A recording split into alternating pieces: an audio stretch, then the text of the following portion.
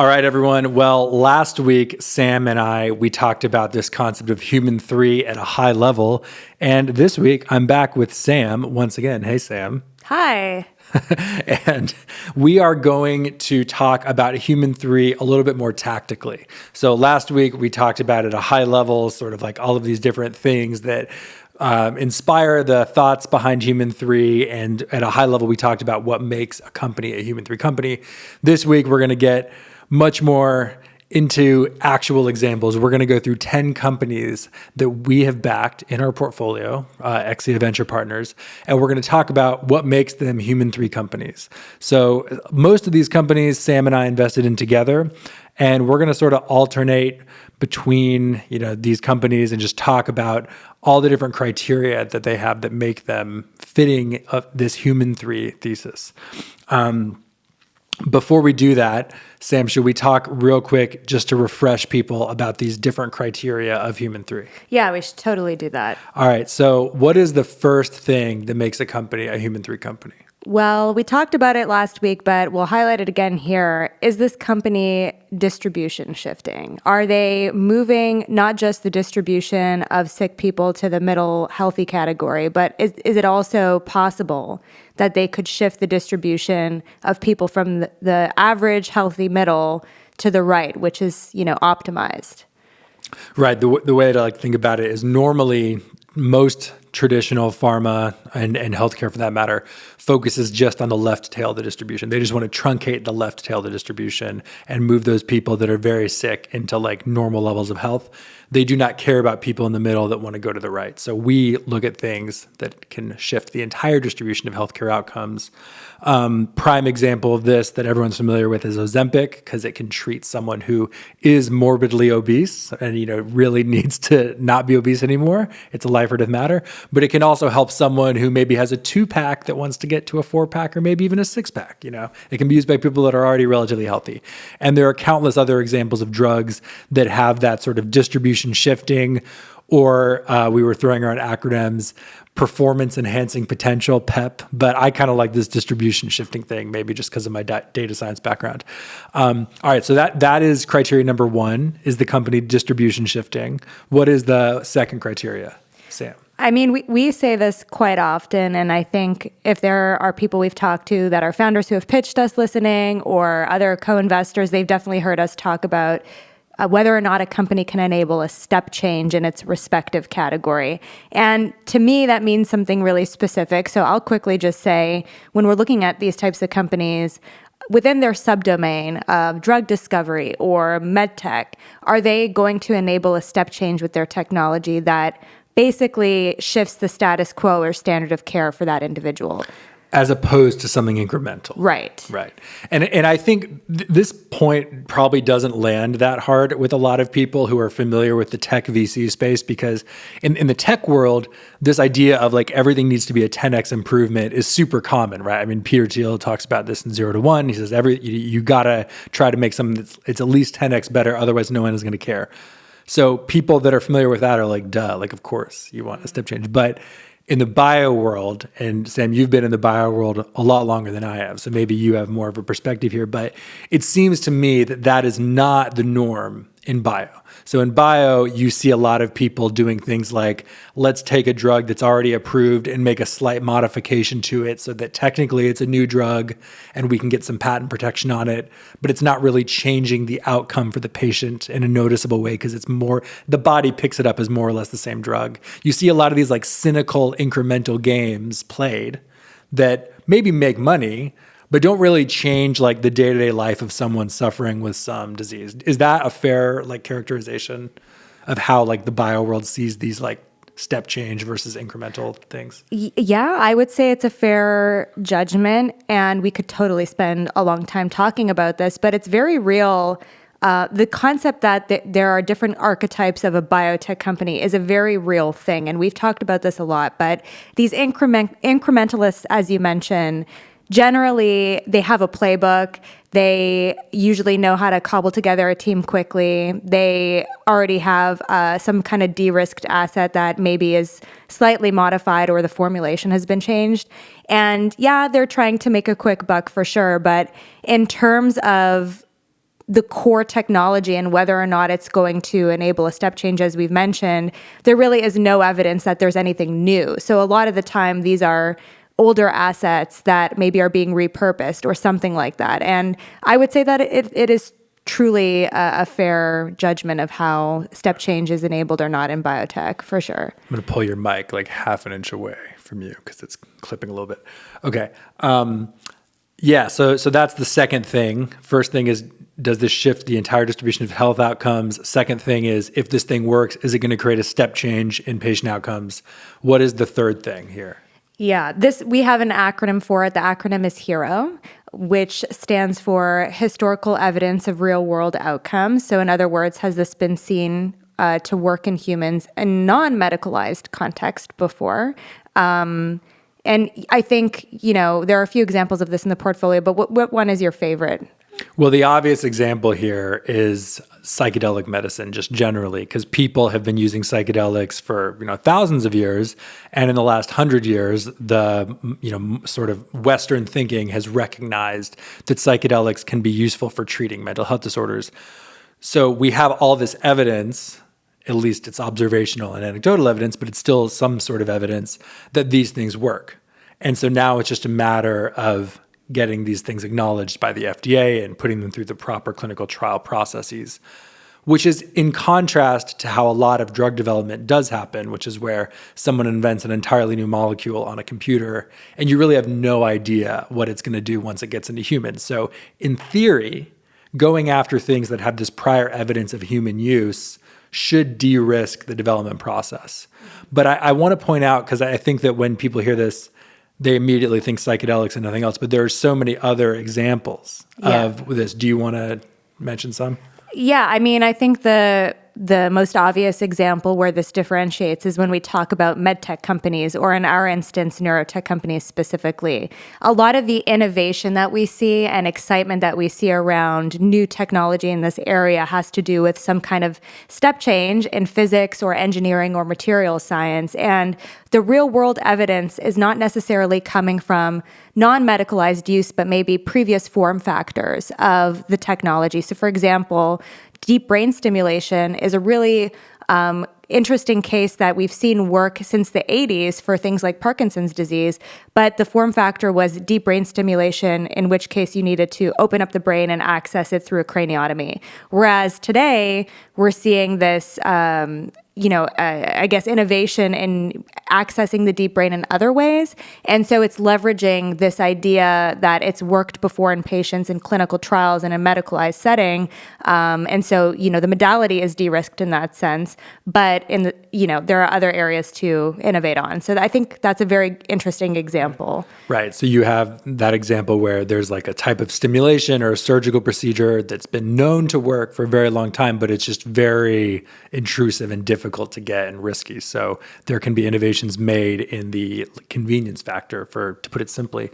And I think that sort of addresses maybe the obvious contradiction or apparent contradiction between the step change criteria and this hero criteria, or this idea of focusing on things that have prior evidence of human use, because someone might say like, well, if you already know this thing works, if there are examples of this thing working, how can it possibly be a step change? Because like people are already doing it.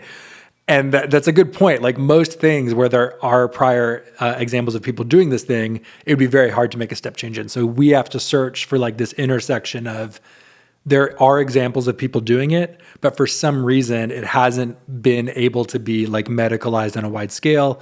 In the case of psychedelics, because the war on drugs. In the case of these neuromodulation technologies, because materials science wasn't advanced enough to make it easily accessible.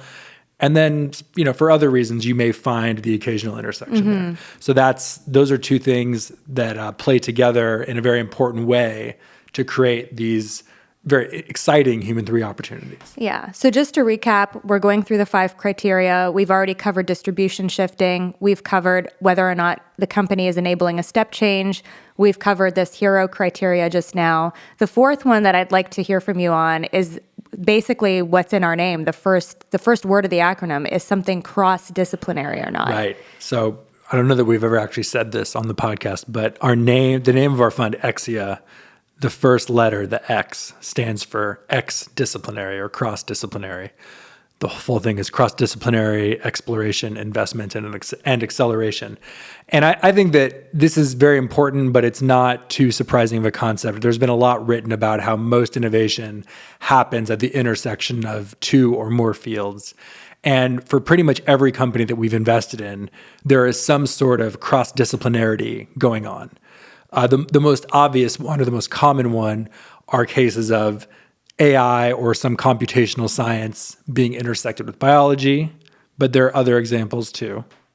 Yeah, I mean, there are tons of intersections. I think neurotech is a really good example of where we're seeing cross-disciplinarity between the typical engineering disciplines like biomedical engineering, materials engineering, bioelectronics, but also neurobiology and neuroscience. I think that's why it stands on its own in my mind. And I think it's a really good example in the medtech space of a cross-discipline or set of cross-disciplines that we're interested in. Yeah. And then the final human 3 criteria, do you want to say what it is?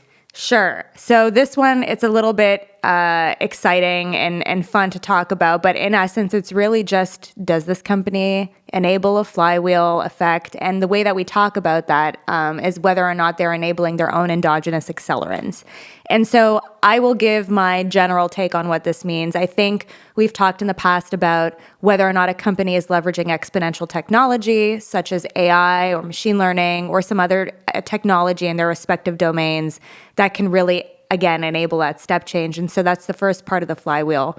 But to me, the second part that's generally more interesting is whether or not the company is also simultaneously generating new science and new information in their respective domain that itself will turn into its own endogenous accelerant. And so a good example of this is a company that maybe has a novel biological assay that they've developed in-house. As they continue to develop their assets, they will generate more information about that subdomain of biology that no one else will have. And in essence, it's an endogenous accelerant for them as they become the leading experts in that area. And so, of course, I like to overly analyze the different ways in which these endogenous accelerants can enable new science. But if I were to put it back to you, Brom, what do you think the one-liner is for our endogenous accelerant category? Well, like you said, it is more or less a fun way to say flywheel with like sounding a little bit more scientific. Like you mentioned, AI platforms, that's an obvious one. Some of them are based on a unique understanding of biology that is developed over time that gives a competitive advantage. I would say that actually one of the most interesting parts of this is that in the tech world and in the VC world very broadly, almost every single VC will tell you that they only want to back companies that have this flywheel effect or that have some sort of like built-in flywheel that gives them a compounding competitive advantage over time. But what is maybe actually the most interesting in our case is that in many situations, we actually invest in companies that don't have that criteria because the other human 3 criteria can be like so strong on their own that they create big opportunities even when there isn't necessarily some sort of flywheel. And if you think about like the drug world, for example, there are plenty of examples of single asset companies that were incredibly successful just based off of a single asset, never even attempted to create follow-on assets. Think about, for example, our MAPS, which is trying to get MDMA therapy approved, or Kadence BIo that has the premature ejaculation drug. Those are more or less single assets, but their potential is so large that they don't even need a flywheel to have that potential. So I would say that if we're trying to talk about how our view on the markets is different than that of many VCs, it's like, yes, we do care. We do invest in a lot of companies that have some sort of built-in flywheel or endogenous accelerant, but we're also willing to back companies that don't have that. And that kind of creates a unique perspective. Yeah, I think there's another element of how we approach the flywheel analysis that's also a little bit unique. Obviously, we're thinking about it in terms of compounding value over time. But I think as part of the Human 3 thesis, we're looking for companies that can enable or potentiate this idea of systems level thinking in biology. And so a lot of the companies that do fall into this flywheel category or endogenous accelerant category are generating data about a very specific domain of biology that is extremely useful when taken in concert with other areas as well. So that is more of a qualitative, scientific, mission-driven assessment of the flywheel that isn't just, can this company create more assets over time? That's right. That's a good point. And many of those sort of single asset companies may still have that component to them. Exactly. All right. So those are the 5 things that really, the 5 pillars of Human 3, if you will. And obviously not every company that we invest in has all 5 of those boxes checked, but they have at least a few of them. And, depending on the type of company, if it's a med tech company or a drug development company or a consumer company, there's going to be a slight variance in how you interpret it.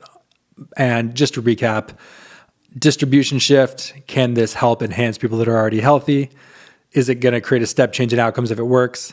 Is there this hero component, historical examples of real world outcomes or prior evidence of human use? Is there cross-disciplinarity? And is there some sort of endogenous accelerant? I think we should just get into the companies. Yeah, let's do it. All right.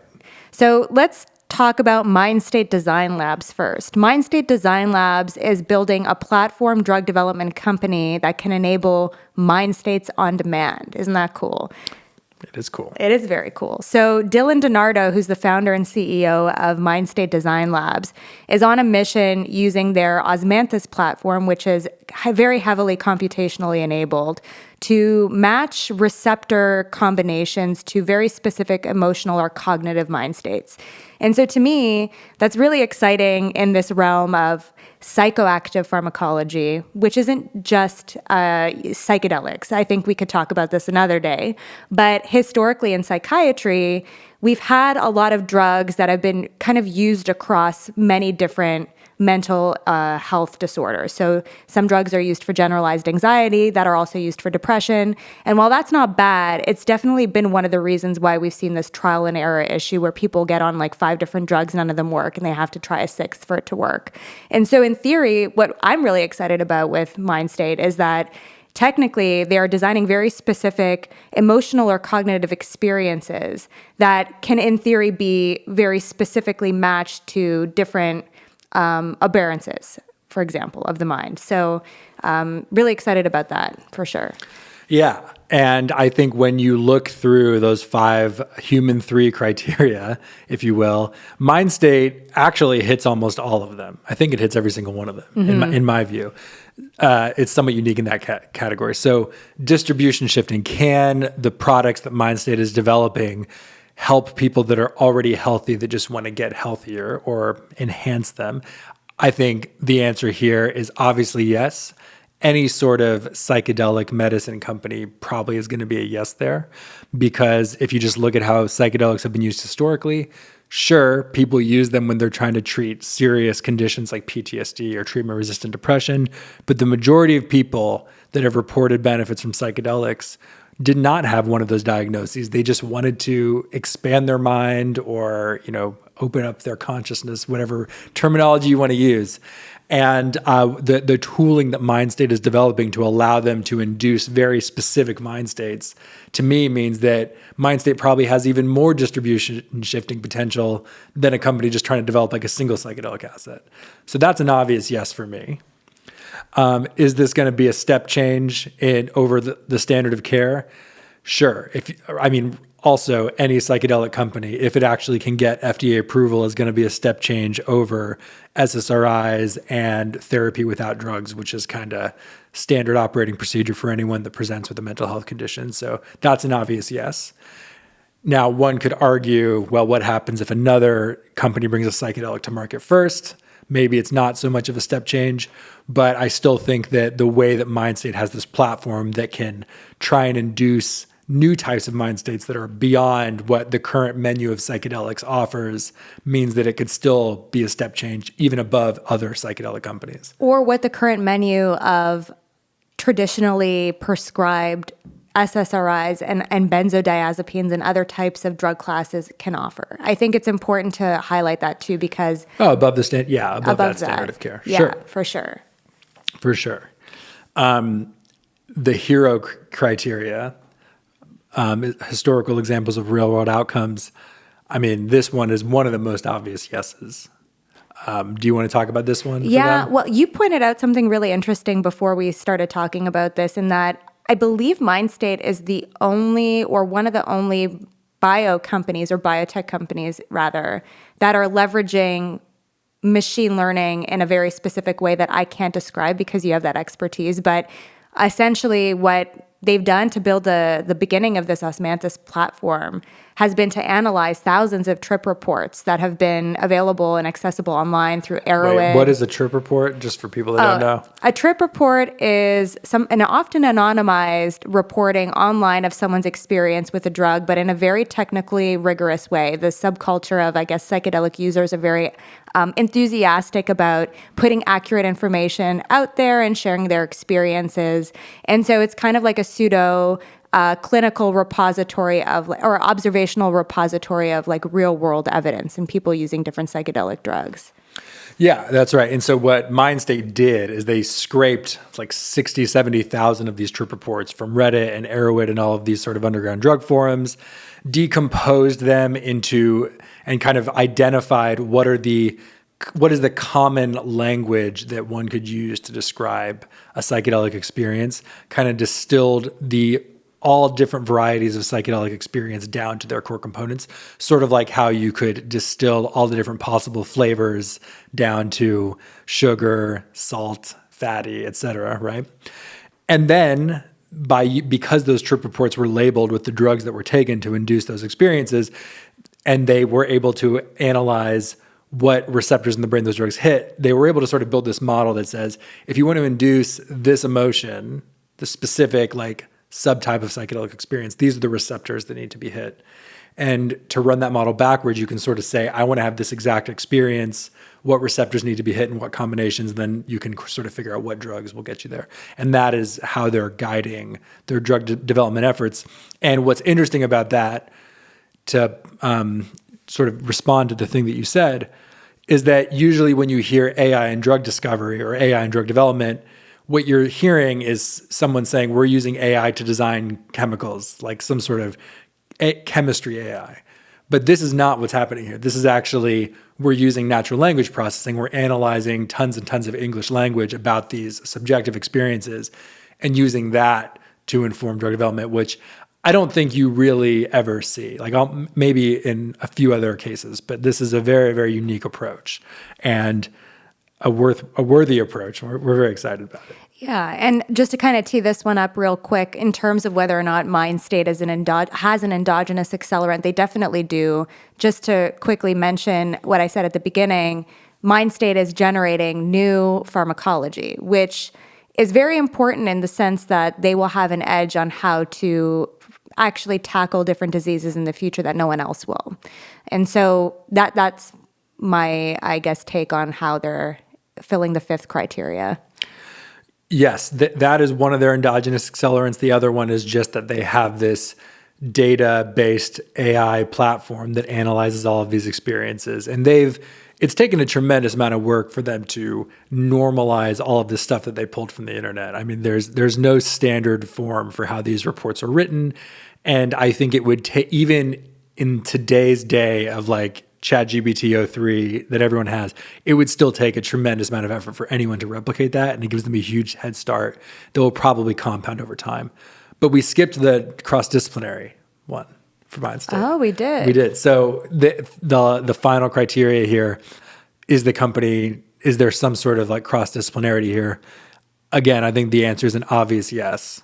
There's the natural history, if you want to call it that, of let's pull down all of these like firsthand accounts. And we're also looking at like pharmacology and AI and natural language processing. So there are many disciplines that are kind of intersecting to create Mindstate. Indeed. So that's one of the easy, and I think this is why we had them first on the list, is because it's like you go through those human through criteria and it's like every single one of them pretty much a fully decided yes. Like there's no question. Yeah, I agree with you. All right.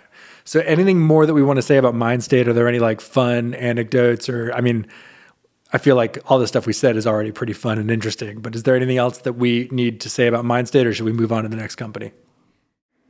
There's so much to say about Mindstate. So if anyone wants to hear more, Brom's recorded, I think, 2 podcasts with Dylan. So you can check that out and hear from the man himself. Yeah. And Gary Tan from Y Combinator also did a 15, 20-minute interview. So if you look up Gary Tan psychedelics on YouTube, it'll come up. The next company, Kadence BIo. This is one of my favorites. Mm-hmm. Kadence BIo is developing what will be, if successfully approved, the first FDA-approved treatment for premature ejaculation in men, which I've been told is a women's health issue also. So this is not just for the boys. And the way that Kadence has gone about this is that they have identified the active alkaloid of a plant called canna, which is a succulent that's native to South Africa, that's had thousands of years of indigenous use, so we kind of know that it's safe. And they realized that this company, or that this plant created this effect. I'm going to start with like my fun anecdote about Kadence first, and then we'll get into the human 3 criteria. So what's funny about Kadence is that this plant, this canna plant that's native to South Africa, it's been known for a long time to have mild mood boosting effects and give you like a slight boost of energy. In fact, chemically, it's a serotonin reuptake inhibitor. So sort of like an SSRI, but without the first S, just serotonin reuptake inhibitor, not selective. And the indigenous people that live in the area where this plant grows, they like chew it all the time. Just like they wake up, they pop some of the plant in their mouth, they chew it. And there's been, it's well known that this plant is a mood inducing plant. So the folks behind Kadence, when they actually started the company, they thought they were going to investigate this plant for mood disorders. That was their thought. They're like, maybe we can make a rapid acting antidepressant or something. And they were kind of self-experimenting with this because it's not an illegal substance. You can get it. It's a totally normal thing to buy this and try it. And one of the co-founders noticed that he basically wasn't able to reach orgasm on one of these days that he had been self-experimenting with this canna plant.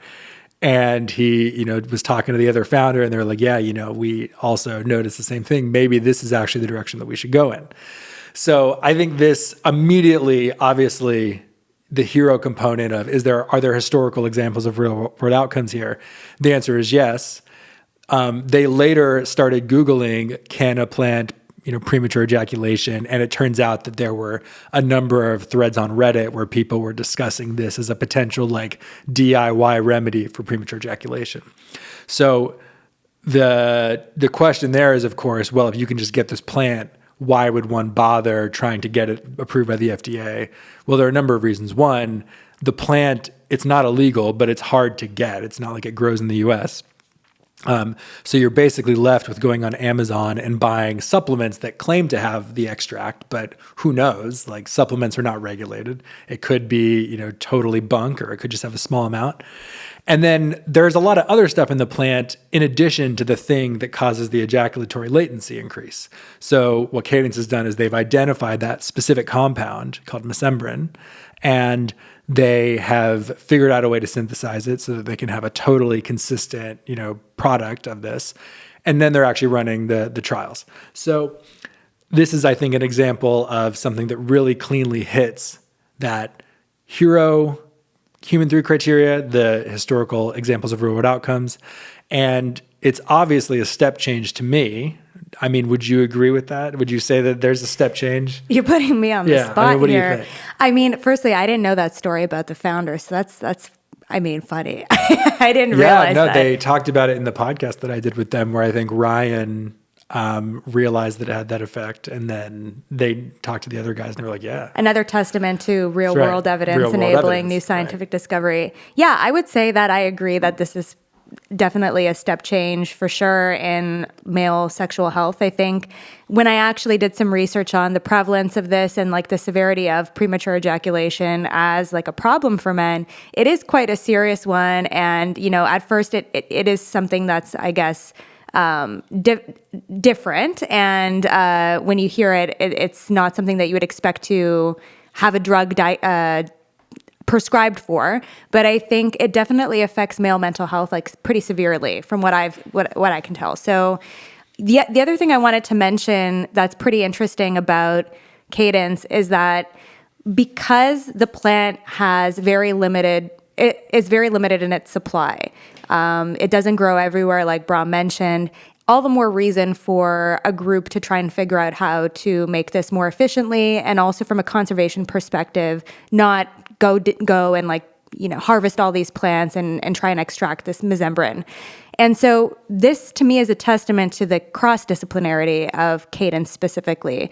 Its cross-disciplines are mainly medicinal chemistry and drug discovery and ethnopharmacology, but that process of optimizing the synthetic or semi-synthetic pathway of a naturally occurring compound is not easy.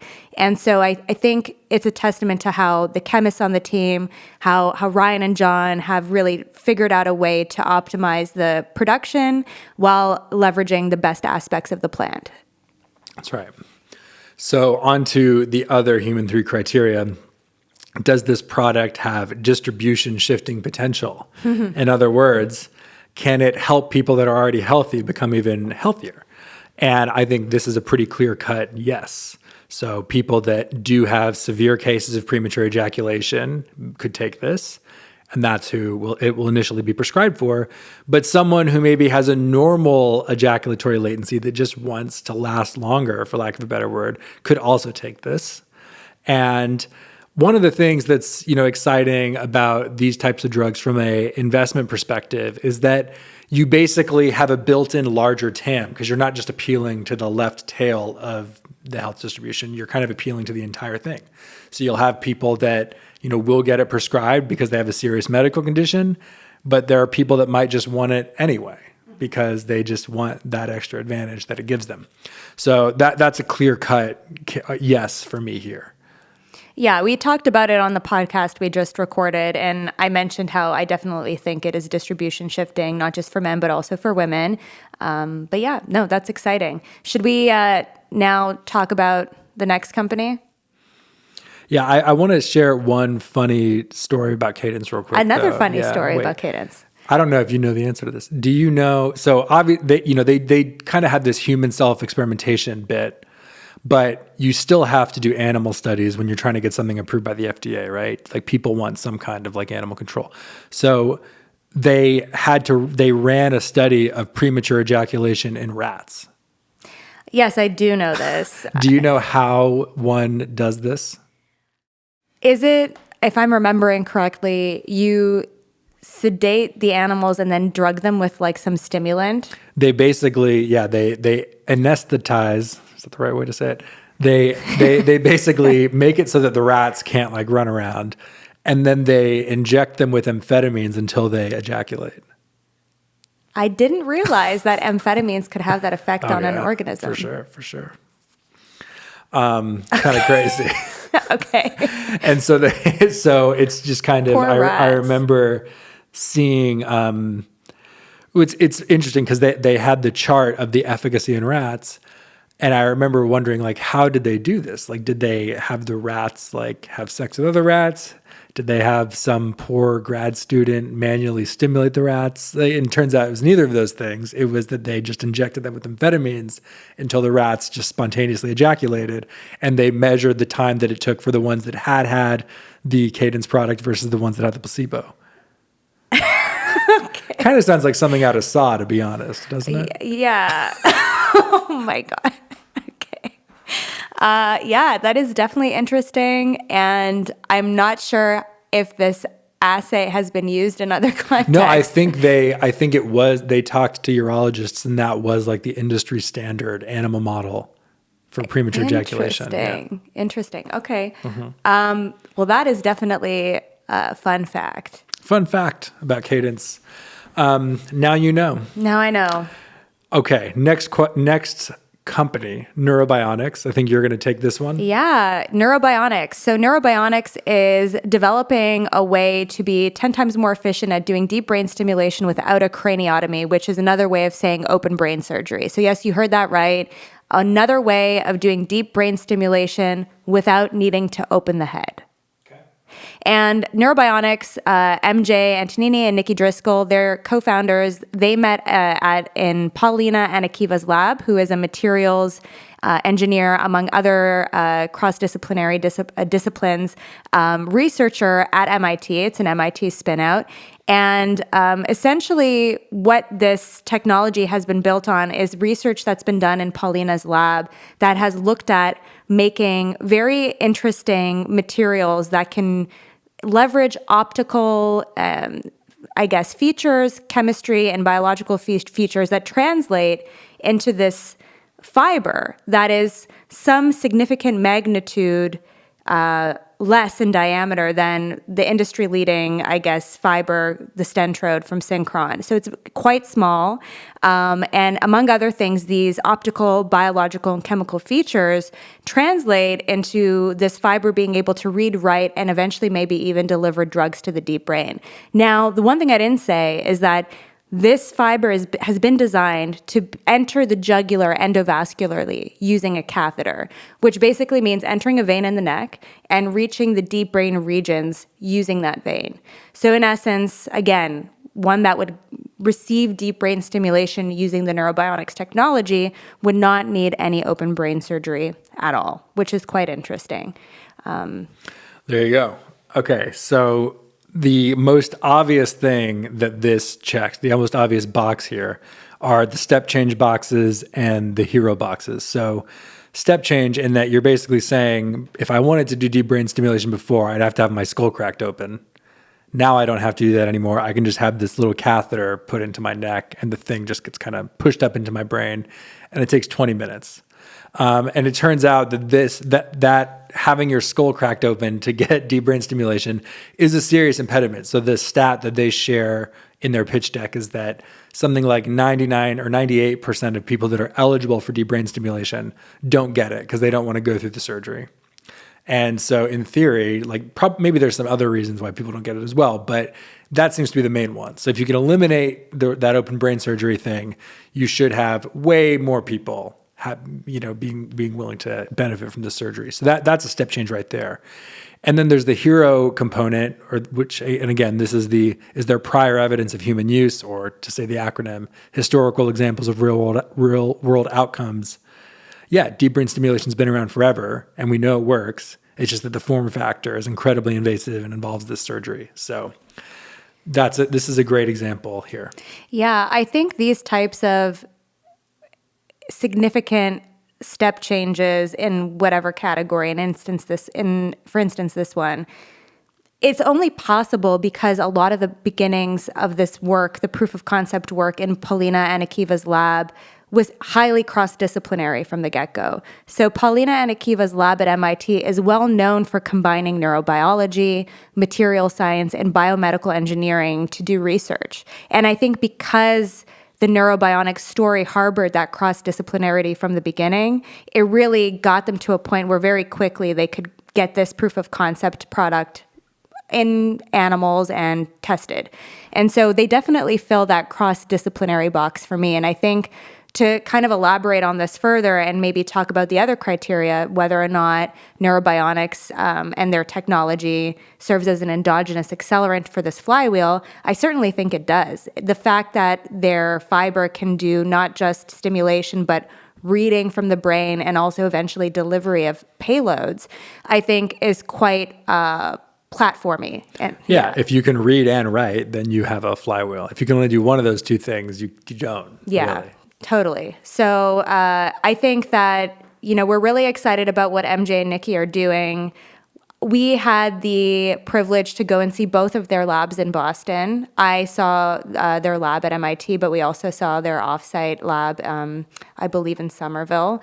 And one of the things that wasn't immediately obvious to me that became obvious when I met them in person was how when you're dealing with materials, you're constantly iterating on the variables that actually scale the manufacturing process. And so I didn't really appreciate that until I saw it in person, how you have these huge draw towers and you're constantly looking at these different physical properties and, optimizing that process so that it can scale over time, all while trying to determine if the material remains biocompatible, or in other words, if the material remains non-toxic to animals. So It's pretty impressive what they're doing.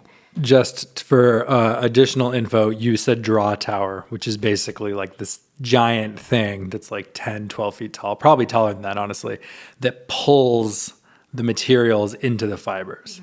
They're used for all sorts of equipment, like the fiber optic cables that deliver internet to your house, but they're also used for these types of things.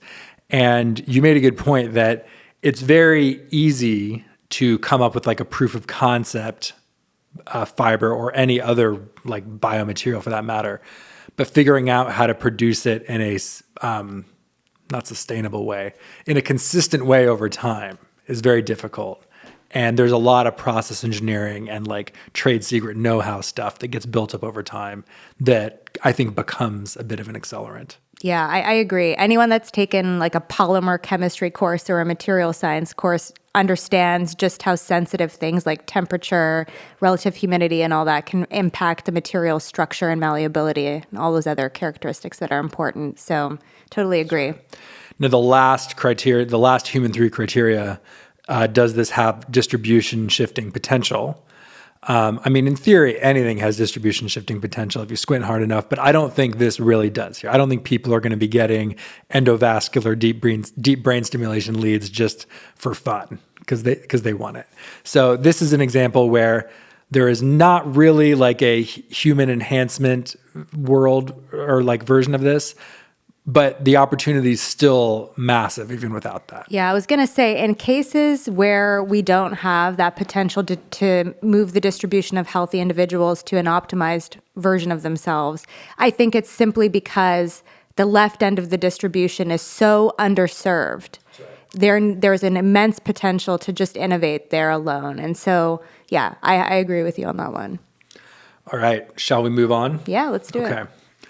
The next company on the list that we're talking about here, and I should say, we're talking about 10 companies today. These are not the only companies we've invested in. They're not even our favorite companies necessarily. They just happen to be the companies that have the most that we can talk about. And, I'm sure we'll talk more about other companies in the future. Yeah, we have 3 companies that are in stealth right now, so we can't talk about those. That's right. And these are just great case studies. It's not really like a preference or playing favorites thing here. Okay, so the next company, Motif Neurotech, also a neuromodulation/neurotech company. Motif has developed a tiny little implant that gets put into your skull, and it delivers transcranial magnetic stimulation to treat serious cases of depression. Now, transcranial magnetic stimulation, or TMS, has been around for a long time, just like how deep brain stimulation has been around for a long time when we were talking about NeuroBionics. But similarly, the form factor of TMS has been very cumbersome and annoying. And so TMS never really caught on in a big way. So to get traditional TMS, first of all, it requires this huge TMS machine that is like, it takes up, like half of a room. And so it's not going to be at your house. It's at a doctor's office or a clinic. And you don't just go in and get the TMS like one time. The standard protocols for TMS require going to the center like 6 days a week for 6 weeks. And there's some variation there, but pretty much all of them have something that's like around that level of intensity. And so you can imagine being like a suicidal, extremely depressed person. And they're like, we have the solution. It's going to work really well. You just have to show up at 8 a.m. every day, 6 days a week for the next 6 weeks. Like no one is going to do it. Even people that, are not super depressed and that normally don't have a hard time making appointments, like it's just hard to be that consistent with stuff. You have other things going on in your life. And then add to that the fact that most people probably don't live like right down the street from a TMS machine. It's probably like a long commute, probably at least more than an hour on average for someone. So it just never really caught on. So Motif's insight was, what if we could develop a little implantable device that gets put in, not into the brain, but just into the top of the skull, which is a very different proposition from open brain surgery. It only takes about 20 minutes and is much less risky. You go home the same day. And then you can have that TMS on demand in the comfort of your own home indefinitely going forward. So that's kind of the value proposition of Motif. What stands out to you in terms of how Motif hits the human 3 criteria? I mean, I keep thinking about the step change still, because when we were doing diligence on Motif, I was really struck by the amount of physics and engineering that went into enabling this miniaturization of the bioelectronics. Like, it took a lot of time. I think this was built on, I don't know how many years of Jacob's research at Rice University, and I think they leveraged almost $20 million in grant funding to develop this before they became a company. And so the fact that you're able to kind of change the patient experience that much just by a technological advancement, to me, is amazing. I think the step change potential that you just kind of alluded to with the patient experience is really important. My anecdote about Motif is that I've always been very impressed with how they always have the patient voice in the room, even from the very beginning of prototyping. I think they have a chief patient officer or something along those lines, someone who is representing the patient voice, constantly there telling them exactly what they think their experience would be with something like this. And so in a sense, that plays into the cross-disciplinarity too. I think all of our neurotechnology companies, including Motif, incorporate a lot of neurosurgical and like neurointerventional input at the beginning, which is not necessarily the norm. And I think it's because they're semi-invasive or minimally invasive or very invasive in the case of some of the other companies. And so for me, seeing that, I guess, practicing surgeon's lens kind of coupled with the therapeutic area element, so in this case, psychiatry, coupled with the bioelectronics and biomedical engineering element, to me, that's highly cross-disciplinary. But yeah, there is a lot to say about what they've done, and I think I'm just really excited about the fact that they've been able to really generate and like invent new physics. I think that's pretty cool.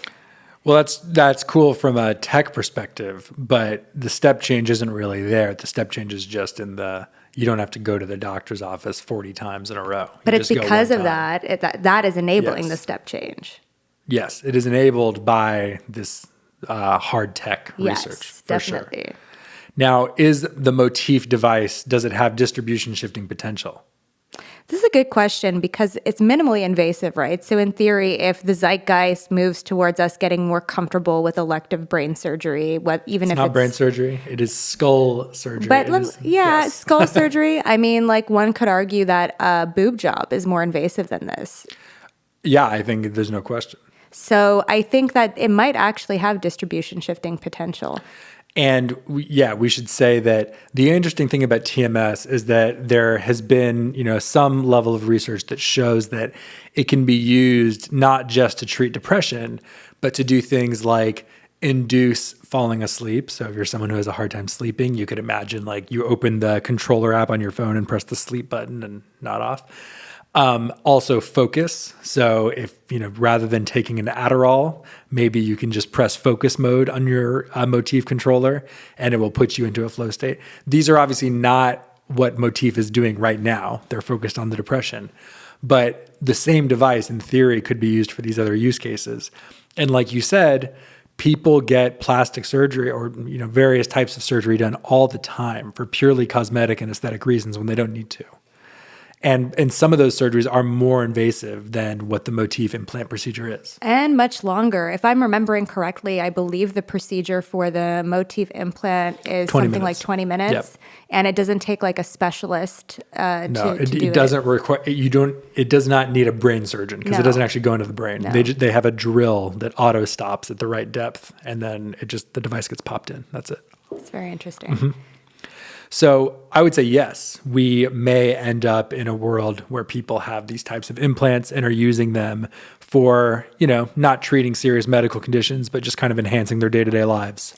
I guess the last thing I'll say about that, and maybe this is, again, a little bit of a plug for a future episode or something, but in psychiatry, as systems neuroscience kind of evolves, we have a better understanding of how different global functional networks in the brain interact with each other. And as we get smarter at how to probe the systems level element of the brain to induce specific mind states or what have you, in theory, Motif can pinpoint and more accurately probe those systems over time. They have the capability to do that. So. Right. Because their device can read also. So yes. They also have that read-write capability, and that is part of their endogenous accelerant. There we go. This flywheel that's sort of building up. Is there anything else we need to say about Motif?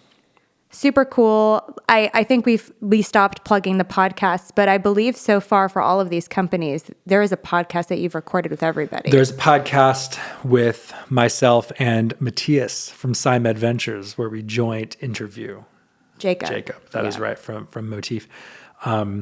They were the ones that introduced us to Motif, and so we did the podcast together, which I am greatly appreciative of.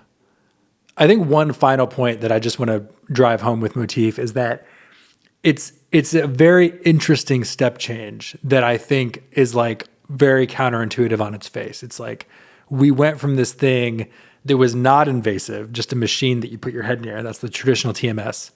And now we're telling you that we have a surgical implant that is somehow less invasive. And it's less invasive not because it obviously goes into your body. It's less invasive because it's less invasive in your life. And I think like if you tried to explain that to someone, the immediate reaction is always going to be like, how could a surgery be more convenient than something that is not a surgical implant? And it turns out that there are cases where it is that way, like with the Motif device. And there's a podcast that's coming out soon with Ben from Bio, and he kind of goes on this thing about how a lot of people just have this like gut negative reaction to implants. But implants have huge benefits over drugs in some ways. One of them being that you don't have to remember to take them. They're there. They just do the thing automatically. So there are a lot of benefit. There's like this weird counterintuitive way where getting something surgically put into your body can like in the grand scheme of things be less invasive than a non-invasive method. Yeah, I mean, I have a lot to say about that. I was just at that Octane Neurotech Forum in OC last month, and the whole conference was really about how neurosurgery and invasive tools can actually enable neuro access. So again, a plug for a future conversation. And just so everyone knows, Ben from Opto is now called Coherence Neuro. We're going to talk about them later. Ben Woodington's the CEO and founder there, but Brom's going to drop a podcast with him soon too. So maybe we should Let's move on to the next company. Let's move on. So let me see what's next here. All right, Xylo. Oh, Xylo. Okay, well, obviously, for those of you who don't know, I'm actually spending some of my time operationally at Xylo. I will introduce Xylo. I won't spend too much time on the history there. I think there's a lot of interesting stuff to say about one of the co-founders' history in like drug discovery and psychoactive pharmacology. But essentially, in a nutshell, Xylo is developing targeted neurotherapeutics for psychiatric and neurological disorders. Xylo has been around for 4 years now. Most people don't know that this is actually how I met you, Brom. I don't know if you want to tell that story real quick. Yeah, I mean, it's not a super in-depth story, but basically I needed help doing technical due diligence on this company, and someone recommended you, and that is how we met initially. It just so happens that my graduate training lent itself extremely well to this type of diligence because what Xylo is doing is leveraging psychoactive pharmacology, new drug discovery chemistry in the realm of neuroscience to basically design optimized versions of drugs that are inspired by frontier therapeutics in psychiatry like psychedelics. And one of the things that's really interesting is that when we think about this HERO criteria, historical evidence for real-world outcomes, obviously psychedelics have those outcomes. But I think the way that Xylo has been leveraging this information is truly interesting because what they're doing is looking at the real-world outcomes that are negative and designing drugs that counter that negative experience. And so, for example, one of the things that a lot of people don't know is that classical psychedelics modulate a very specific receptor that's associated with cardiotoxicity. It's called the 5-HT2B receptor.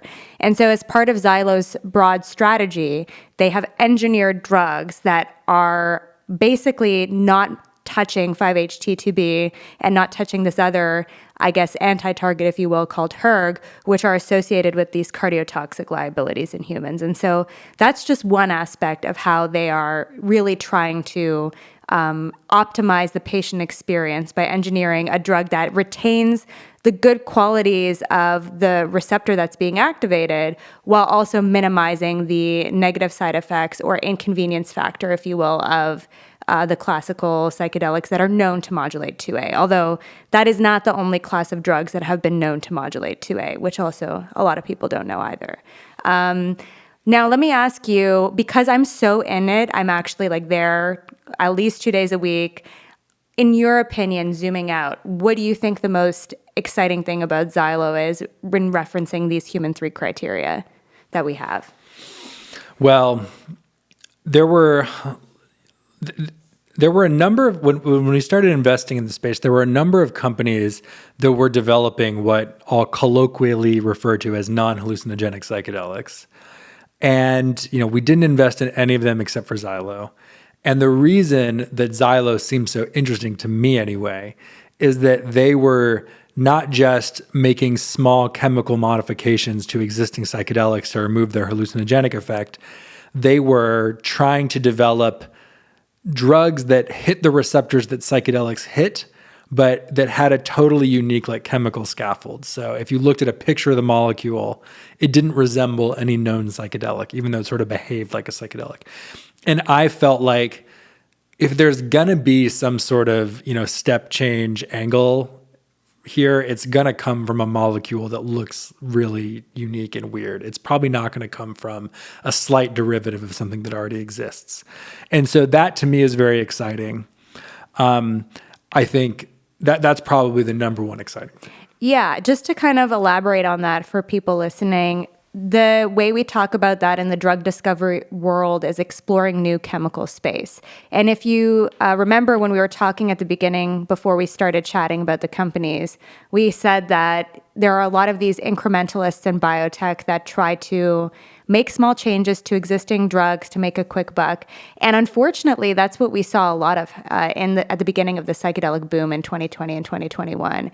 And so if you change the pharmacophore, which is like the main core of the drug, and you start exploring new chemical space, it's definitely protected from an IP perspective, but you're also increasing the likelihood that you'll, find some interesting pharmacological information that makes your drug's profile truly unique. It's not going to be similar to Compass's psilocybin. It's not going to be similar to Lykos's MDMA. And so, I was really excited about that too, for a number of reasons. Obviously, again, I'm very in it. One of the other things I wanted to mention in terms of this concept of cross-disciplinarity and whether or not Xylo has an endogenous accelerant or flywheel to them is that they certainly do, in my opinion. I think that what's really interesting is that this receptor, the 5-HT2A receptor, has been associated with driving the therapeutic effects that we've seen with psychedelics in clinical development, but it's also been associated with the hallucinogenic experience that psychedelics have. What is not immediately obvious to people who are somewhat familiar with 5-HT2A is that it's generally widely accepted that 5-HT2A is not necessarily, so it's necessary but not sufficient for. Its activation is necessary but not sufficient for the hallucinogenic experience. So in theory, it is possible, and we've been seeing this with Xylo's lead candidate, that you can modulate 5-HT2A without inducing a hallucinogenic experience but still drive efficacy forward. Right. To the best of my knowledge, the last thing I'll say is that I don't think there's any other company that's generating new pharmacology and neuroscience and structure-activity relationship insights the way Xylo is. And I'm really excited to see how Xylo also elucidates the mechanism of 2A in their clinical development work. Really excited about that. So that right there sort of describes their endogenous accelerant, the fact that they are probing biology in new ways that no one else is doing, and they're able to collect that data. That in theory should give them a compounding advantage over time.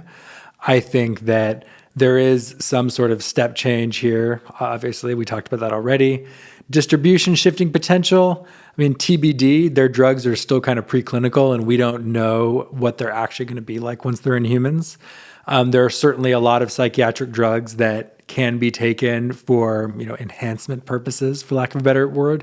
But there are a lot of them that can't be either. So I think it's a little bit too early to judge, but it's possible. I agree. Anything else that's fun to say about Xylo? I think you told me, and when I listened to the podcast that you did with Sam Bannister, about some interesting experience that he had with his role at NIDA and all that. Well, yeah, this sort of goes back to kind of this idea of trade secrets or just like know-how as being something that can enable like a head start, which can lead to a sustainable competitive advantage. Sam Bannister, the chief scientific officer and med chemist at Xylo, this guy has been in the weeds of psychedelic chemistry for his entire career. And he has this crazy story where there were compounds that he developed, I think, during his postdoc. And I think they were actually cannabinoids. They weren't psychedelic related, but they were like these cannabis derivatives that he had come up with for like this during this postdoc research. And obviously you publish your research when you're an academic. So these compounds were published and the synthesis steps were published by him. And like a year later, he got a call from Interpol, which is like, you know, the big law enforcement agency in the EU, who said, hey, we seized this big shipment of drugs and we tested them and they popped it turns out they were this thing that you described in your paper. Mm-hmm. And like, you're the only person who's ever described these compounds in any scientific literature. You invented them. In fact, I think the name of the compounds were his initials. It was like SDB, SDB001, SDB002. That's literally what they were. And so they're like, you know, what is this all about? He's like, I have no idea. I'm an academic. I published this. And they're basically like, well, apparently they're popular because like people are synthesizing them and selling them underground, which I guess is a testament to his med chem abilities. Yeah, he's a brilliant psychoactive chemist overall. Like, he knows a lot about psychedelic chemistry, but just the broader realm of psychoactives in general. If I'm not mistaken, didn't you say, or didn't he tell you on his podcast that he used to work at NIDA or for NIDA, kind of like coming up with structures that might become underground drugs at some point? I'd have to listen to the podcast again. I'm not sure, Sam. I'm sorry if this is wrong. Correct, but I don't know. Correct us if it's wrong in the comments and we'll post a revision. But yeah, clearly I'm very excited about Xylo. It's the first time that I'm stepping into one of our portfolio companies in an operational capacity. We've known them for a while, and it's kind of like a full circle moment for me, given that this is how I met you. So really happy about it.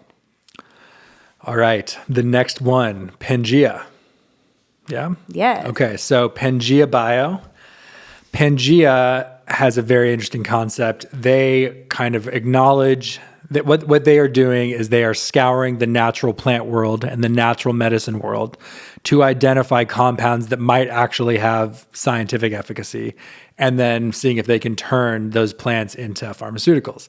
So I have this book here on the table this book is fascinating, but it's called the Encyclopedia of Psychoactive Plants for anyone who's not watching the video.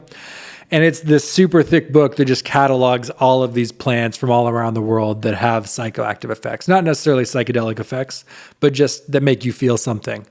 And this is just psychoactive plants. They're probably, if we had the encyclopedia of plants that have some sort of like pharmacologically active component, it would probably like go up to the ceiling.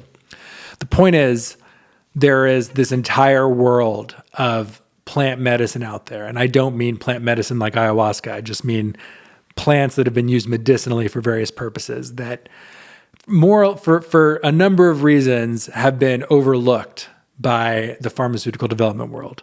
Now, this wasn't always the case. You go back in time to the 1900s, the majority of drugs that were developed had some sort of natural inspiration. Aspirin is the classic case. The willow bark tree had salicylic acid in it, which is a painkiller. And for thousands of years, people would chew or make tea out of the bark of the willow tree. And then Bayer figured out that they could like extract this, synthesize it, and turn it into a drug. So there's a long history of people developing pharmaceutical products, highly successful pharmaceutical products from natural sources.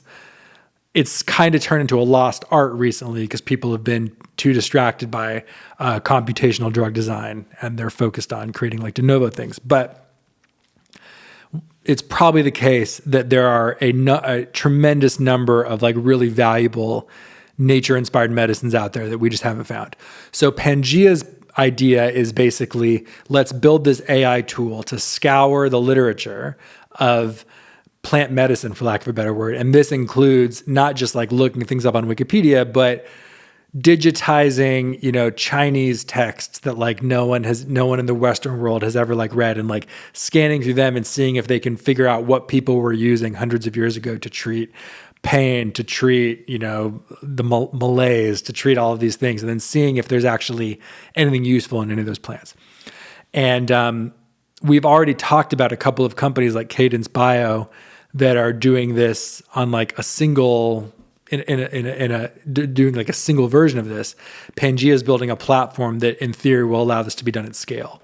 So what stands out to you as how Pangea fits these human 3 criteria, Sam? I mean, I think the first one, maybe it's a little bit of a long-winded way of thinking about it, but the step change potential is interesting. I think that a lot of the time, again, the technical detail is lost in terms of how difficult it is to actually isolate. Like when people think about nature-inspired drug discovery, how difficult it is to isolate and characterize a compound in a natural matrix that you don't know, like that we don't have precedent for. And traditional Chinese medicine, I mean, there's tons of leads there for new compounds that could actually be very potent if they're isolated and optimized in a med chem perspective, and selective, and also very, very step change enabling for different diseases. And one of the reasons why I think that is because, these compounds, when we talk about chemical space, they represent an area of chemical space that isn't easy to synthesize. Not to get into the weeds too much, but a lot of these natural compounds, LSD included, have a very complicated stereochemistry. So, the enantiomers and whatnot are they're very complicated. And a lot of people don't know that LSD was originally synthesized from a semi-synthetic source, which means, so they took ergot and they would use that as the starting material because it was just too difficult, too many steps, too inefficient to synthesize it from petrochemicals from scratch at the beginning. And so I'm saying all this because I think that when you're looking to nature for inspiration, you're already immediately positioning yourself to enable a step change in terms of the chemical space that you're exploring and how that impacts human biology. It's going to be very different than, a standard small molecule. Yeah. So just to make sure I understand what you're saying, like basically the types of compounds that nature can create are much more complicated than what humans are generally creating with computer-aided drug design and synthetic synthesis. So when it's not like we're just looking at plants and finding stuff that looks like what humans are making synthetically. It's almost like a different world. Yes, it is. Chemical space. It totally is. It totally is. And to that degree, Pangea is definitely a very cross-disciplinary team. I've met a few of their computational scientists in person recently at JPM and was talking to them about, what it is that they do and how they interact with the chemistry team. And it's truly interesting, especially when pursuing projects like indication matching to some of the leads that they yield from their platform. It's pretty interesting. Yeah. And so let's just kind of go through and make sure that we are checking off the human 3 criteria. Distribution shifting, I think it's too early to tell. Their compounds are still kind of preclinical, so that's a TBD. Mm-hmm. But plenty of natural medicines do have distribution shifting potential. Like Ozempic. Right? Yeah, Ozempic, by the way, we talked about in the last episode. And I have to say, on the last episode, I said it was the Gila monster, and you corrected me and said Glia monster. But it is Gila monster. It is. I looked it up. It's Gila monster. Really? Gila. Maybe I just my eyes gloss over and I want to call it the Glia monster. How do you spell it? Gila. The Gila monster. Is it cute? It's not cute. They call it a monster for a reason. So Ozempic was inspired by the venom or the saliva, I don't know, maybe it's the same thing, of the Gila monster. Okay. Gila monster. Yes, an example of a nature-inspired medicine that has distribution shifting potential. I think that this is a step change over existing approaches to drug development, right? It's a very unique way of looking at this problem. Will that translate into step changes in patient outcomes? TBD, but hopefully, I think. You could certainly imagine, we just talked about how Ozempic was a nature-inspired medicine, and clearly Ozempic is a step change over every weight loss drug that came before it. So why couldn't there be more nature-inspired drugs that have a step change, that create a step change in patient outcomes? Mm-hmm. Historical evidence of real-world outcomes, the entire company is predicated on this concept, so obviously yes. You talked about the cross-disciplinary nature of everything they're doing. And their AI platform and the fact that they're developing these interesting analytical chemistry methods to figure out what these plants are actually made out of, I think gives them a built-in accelerant, or an endogenous accelerant, I should say. I agree. So they're checking most of the boxes. Totally. Now, when it comes to the fun anecdote, what comes to mind for you about Pangea? I mean, I think we should talk about Lars. I mean, Lars has been a successful founder in the past. And so, you interviewed him on a podcast as well. Not a lot of people know this either, but he co-founded. Well, yes, Lars, before starting Pangea, started Compass Pathways, or was one of the co-founders of Compass Pathways and Atai, which were both psychedelic drug development companies that went public on the NASDAQ and are still operating. Lars is quite a guy. Before that, started a kitchen supplies company in Germany. And if you look up on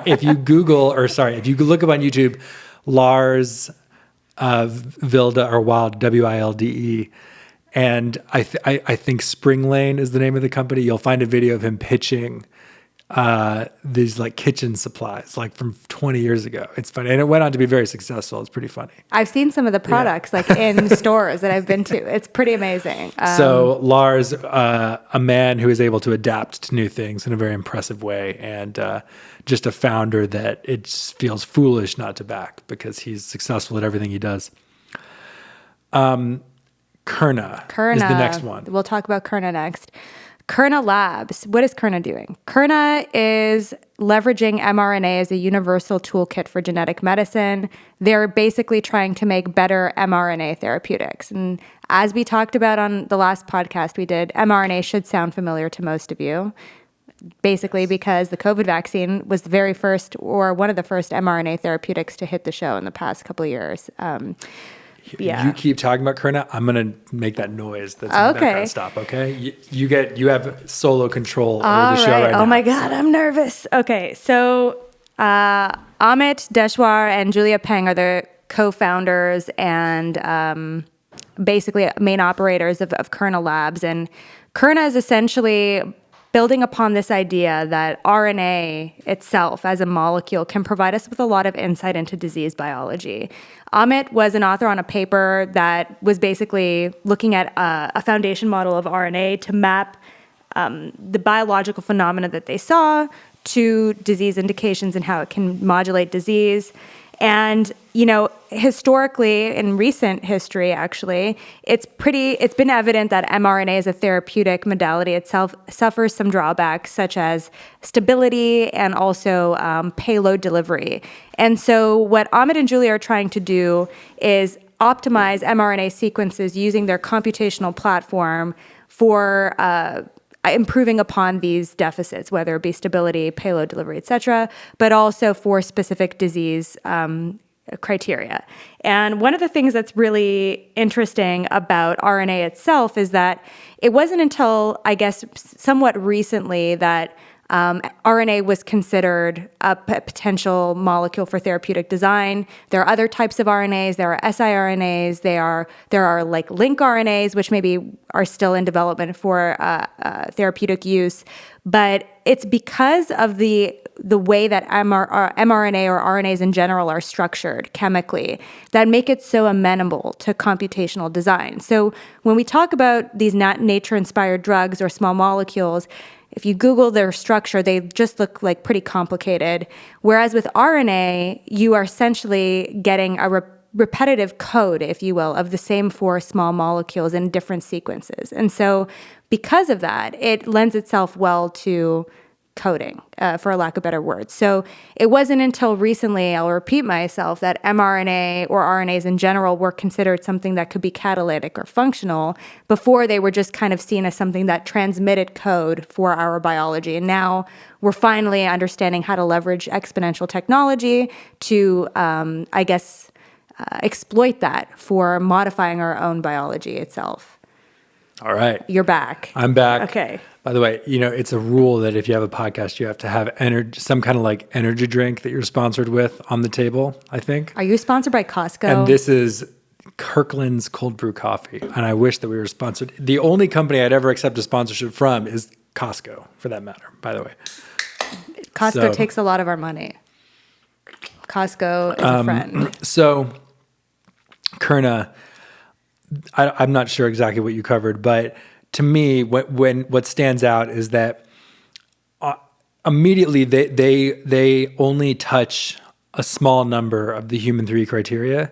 There's obviously a cross-disciplinary nature. They're doing AI plus bio, and they have an endogenous accelerant or a flywheel at the core of what they do, which is their AI RNA engine that in theory gets better every time they run a new experiment in the wet lab to validate the predictions that the model made.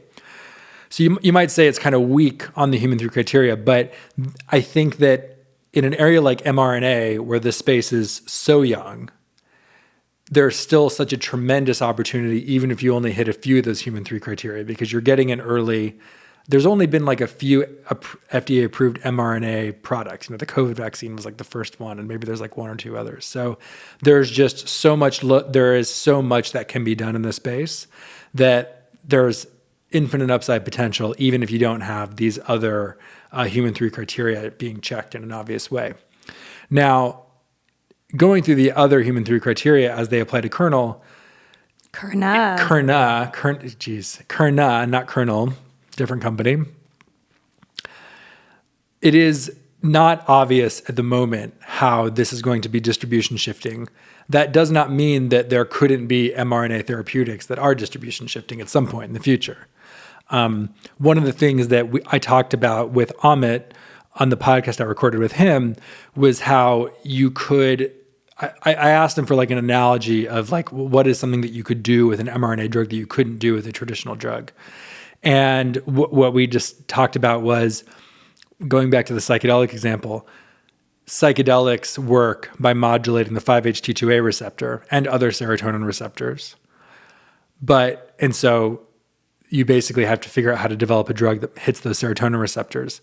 But in theory, you could design an mRNA therapeutic that increases the number of serotonin receptors that someone has, or codes for like a new type of serotonin receptor that is not naturally found in humans, but that you could make a human start expressing in their brain. And maybe that serotonin receptor could be like tuned to do something totally unique in terms of like a person's neurochemistry.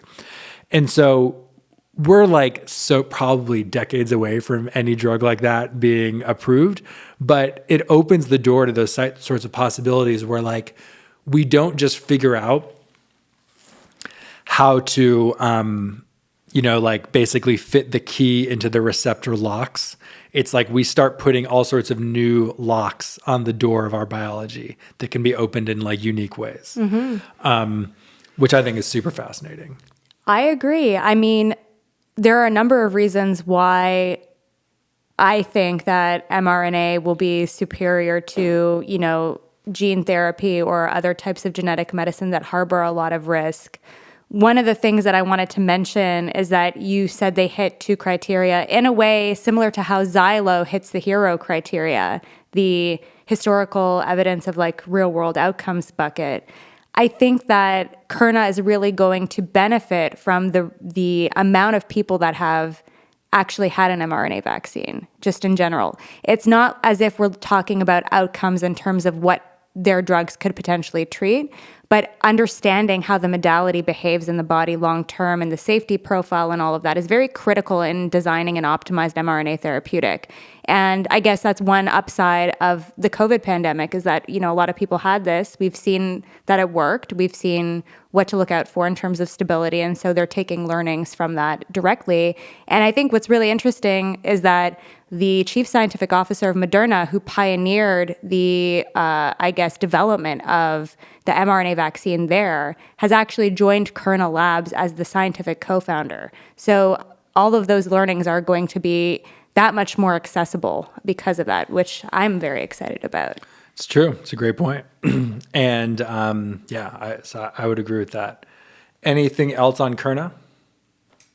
Yeah, I kind of just want to highlight for those who are not familiar with about like what mRNA is. It's essentially like historically it's been thought of as a transcript that basically gets copied from our DNA. And it serves as a template for our endogenous molecular machinery to basically read and make proteins out of. And so this is exactly why you said, in theory, like synthetic mRNA, like something that isn't necessarily naturally occurring in our body at all, such as the COVID vaccine, can be used to express proteins that aren't normally there. So I just want to clarify that it is not a DNA therapy. It's not inserting itself into one's genome and changing our genetic profile at all. It's changing how our proteins are expressed specifically, or what proteins are expressed. It's not gene editing. No, it is not gene editing.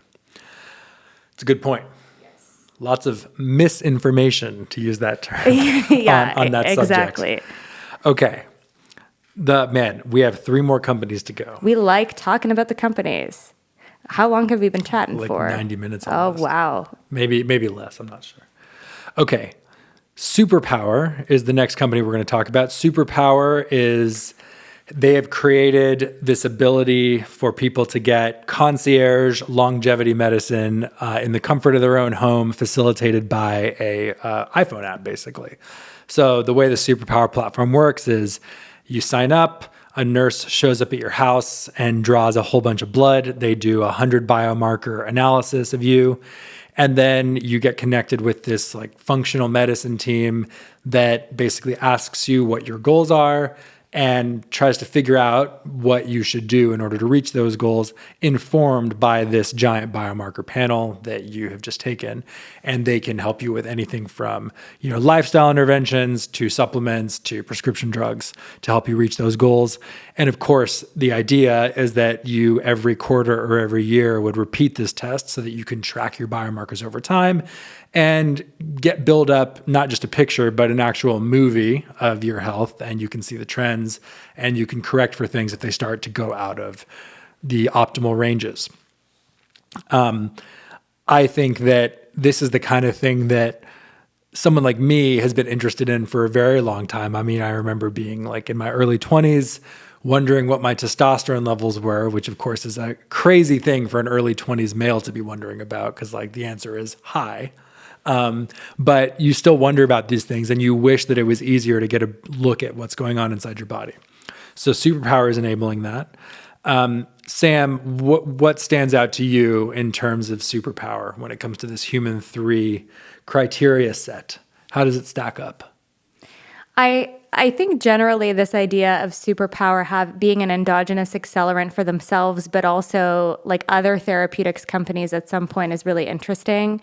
We've talked a lot in the past about this idea of enabling real-world precision medicine and personalized medicine.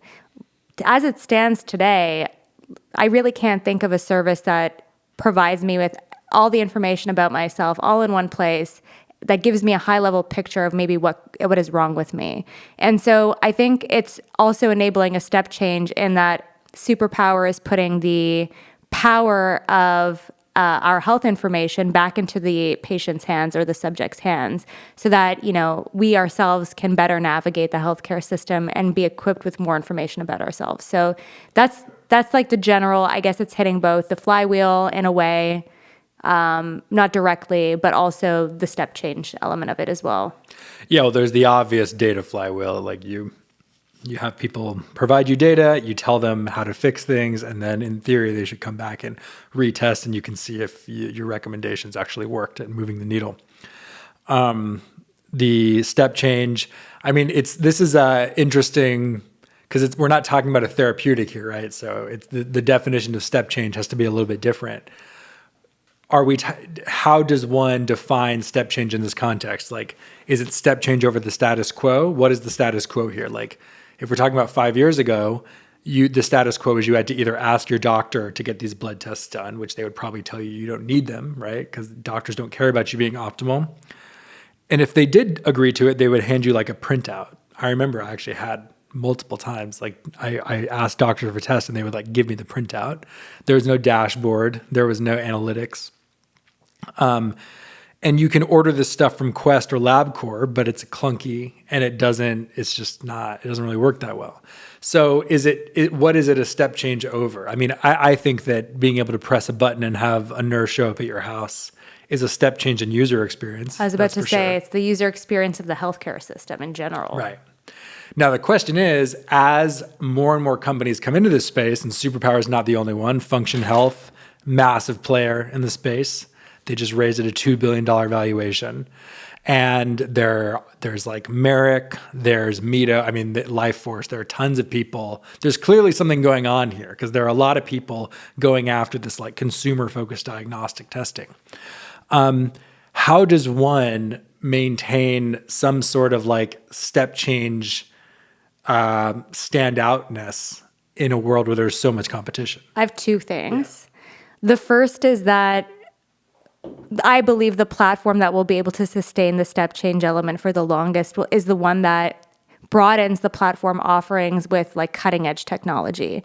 And so what I mean by that is like partnering with new companies that maybe have some pretty interesting diagnostics or other ways of objectively measuring your body. But the second thing is figuring out how to optimize the unit economics of that, because I think that that's a bit of a challenge. Like, for example, I think Function Health just acquired an imaging company that does MRI. Yeah, and Ezra. I went on their website. It's still, relatively speaking, compared to what you would pay out of pocket or maybe even as a copay through insurance, decently priced. But I mean, not everyone has $3,000 or $4,000 to get a full body scan. And so maybe there's like an operational element that keeps companies sustainable in the step change element of what we're talking about. But the other thing I was going to say, just like being Canadian and experiencing the Canadian healthcare system to moving to the States and having a different system to deal with, which very controversially, I will say that I've had a better experience here, to also now being able to access these like third-party concierge medicine platforms at like a relatively decent price, not like $15,000 to $20,000 in Canada with the select few companies that exist, but like on the order of $500. I think that it's enabling a step change for a demographic outside of the US. And I'm really excited to see once Superpower grows and is able to be even more international than they are, how it's going to change the lives of people in different countries. Because I truly think that if you can get over the challenge of negotiating with not just the diagnostic companies in a different country, but getting people direct access to the biomarkers. Like, it was very impossible for me to do this in Canada on a decent time frame. And so, yeah, that's a little bit of a tangent, but I really think that there's a lot of potential there too. A lot of potential if you can figure out how to launch this kind of service in a country that has a slow and bureaucratic, like centralized healthcare system, basically. That's the idea. Yeah, like Canada or England. Interesting. Yeah, I haven't really looked into what the situation is over there in terms of companies like these being allowed to operate. I know that Mito did some stuff in Singapore, but I don't even know what Singapore's healthcare system is, and they're a very small country, so it's got to be very different. This is a great case study for why consumer is something that we have historically shied away from, is because it drives me the fucking wall, honestly, when like people talk about bio and deep tech and the stuff that we primarily invest in being risky and hard to understand. When to me, like one of the riskiest and most impossible to understand things is like building a brand that consumers keep wanting to come back to. Mm-hmm. It's like in this world of low startup costs and digital advertisement, anytime anyone comes up with anything good, there's like a million copycats immediately. It drives up the cost of consumer acquisition, and then like no one can make any money. It's exactly what happened with New Life, the company in the ketamine telehealth space that we backed. This happens all the time. And so to me, it's like the mercurial nature of moats in consumer companies. It to me, that's like one of the biggest, like most riskiest categories that one could possibly back. But for some reason, people are much more comfortable putting their money behind a consumer company that's going to have to compete in this way than a company that's actually developing a moat through technological development that can be patented, that can receive a government enforced moat through FDA approval. Yeah, which is why I said the player in this space specifically that can master the unit economics of partnerships to broaden their platform offering is the one that's going to win. Didn't we just look at a company who went public and their prospectus said something like they were making north of 100 million in revenues, but they were operating at a loss, and their customer acquisition costs or sales and marketing represented like more than 50% of the cost? Yeah. I don't remember the name of it. But they just announced that they filed to go public. They're backed by Andreessen. Interesting. And so many such cases, as the saying goes. But in a world like this, where it's in a space like this, where it's really all about getting consumers' attention, building a brand is probably the only thing that you can do to like really have an edge at customer acquisition. And Superpower has done a pretty good job of building a brand. I mean, it's a very recognizable name. They've done a lot of cool like brand building hacks, like the world's healthiest hoodie thing that they made. I love that. But who knows in the long run? It's a tough thing. You could tell consumers a touchy subject for us both. Touchy subject. Yeah. Touchy subject. All right. Okay. The final two companies. Sam, please tell us about Coherence. Coherence Neuro, which is a company that was co-founded by Ben Woodington and Elise Jenkins, is developing an implant that can treat glioblastomas, which are a very specific tumor in the brain, but not just treat them, get information about these tumors, and also improve the outcomes of the patients there. And so more specifically, Ben and Elise, they both have PhDs in bioelectronics. Ben specialized in neural interfaces. They met at the University of Cambridge and started working on, I guess, the beginnings of what would be this technology in a lab there. And what essentially they're doing is developing this implantable closed-loop device that can be implanted and placed during tumor resection surgery for glioblastoma. And the idea is that it's not just a tool that can monitor the tumor environment for a resurgence of new tumor tissues and cells, but it can also ablate them and like stimulate the environment so that it minimizes the growth of these and also improves patient outcomes in the long run. I think there's a lot to say about the closed-loop nature of Soma-1, which is the first iteration of this technology, and what it means for biomarker development and future characterization for these tumors. But I will say that, we, as I've said many times, don't know a ton about the brain. So any opportunity to longitudinally monitor what happens in a microenvironment in the brain where there was once cancer is super valuable in terms of not just biomarker development, but understanding like the pathogenesis of these different tumors over time. And so we're quite excited about that. Coherence actually started in the UK, obviously. It came from the University of Cambridge.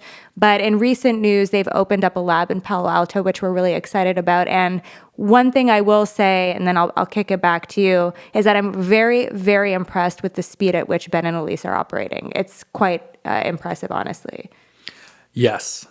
So in terms of where this hits the human 3 criteria, the most obvious one here is step change. Coherences, that very cumbersome to say. Coherences. I don't know if I like the way it sounds when you're saying like the possessive. Yeah. Coherence That's a very is product. Brom thing Coherence to be is product. It's annoyed with. It's a very unique I guess to NeuroBionics has that problem. NeuroBionics is device. Yes. NeuroBionics device. I don't know. You wouldn't say that.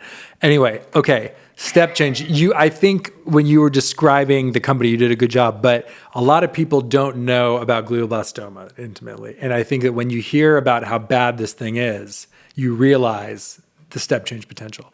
So for those who don't know, allow me to educate you on glioblastoma. Glioblastoma, very specific form of brain cancer. The median person lives 12 months after being diagnosed with care. So you get diagnosed, you get the current state-of-the-art care. The median person dies within 12 months of getting that diagnosis.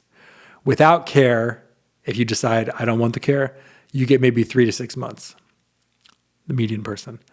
Less than 5% of people make it to year 5, even with the best care. So it is, we've gotten a lot better at treating many different types of cancers, lots of cancers. You have a good chance of living after being diagnosed with. Not so with glioblastoma. It is a death sentence for almost every single person that gets it, and a near-term death sentence. Generally, what happens with glioblastoma is that you get a brain surgery where they try to pull the tumor out, but then it's impossible to make sure you've gotten every single bit of it out, and so it regrows, and then you die. So Coherence's device being able to be implanted and then in real time monitor its surroundings and like zap any tumor regrowth to kill it should in theory be an absolute game changer. There is no device like it on the market with the exception of the NovaCure device. And now we're going to get into this like hero section, historical examples of real world outcomes. There's one company that has an interesting neuromodulation tech for glioblastoma. Is it called NovaCure? Is that what it's called? Yeah. NovaCure. They make a stimulation device that is not an implant. It is basically a thing that you have to wear on your head. It's like a swim cap that has a bunch of electrodes in it. You have to shave your head to wear it. So then you put this thing on, and then it has a big battery pack that you have to carry around in a backpack all day. And you're supposed to wear it like 24 hours a day, basically. And it gives you stimulation through the top of your head. It's not a surgical implant. So you wear this cap and it like stimulates your brain. And if you wear the device consistently 23 hours a day, if you're like a super user, you get an extra maybe 3 to 6 months. So, maybe a big outcome if your expected time to live is like 3 to 6 months to begin with, but it doesn't extend your life by a number of years, and you have to wear this thing. And it's such a pain in the ass that most people don't wear it like to the extent that they're supposed to. They wear it for a few hours a day and then they take it off. Even though in theory it should help them get better. So we know that the electrical stimulation does work.